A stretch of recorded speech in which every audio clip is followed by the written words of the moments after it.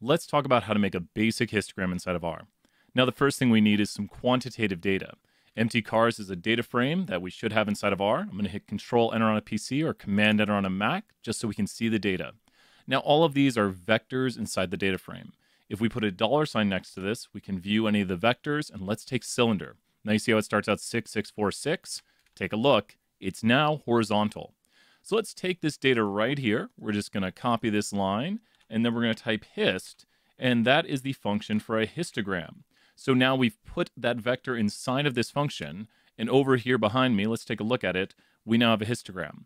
Not so pretty yet, but we can change it by going here to col and typing in quotes, the name of a color. You can type in capital R or lowercase r, it'll recognize it either way. We'll try capital green right here, and we do get green. And that's just some of the basics right there on how to make a histogram. You need a quantitative vector right here, and then you've got some optional arguments, but all you need is that quantitative vector inside of hist.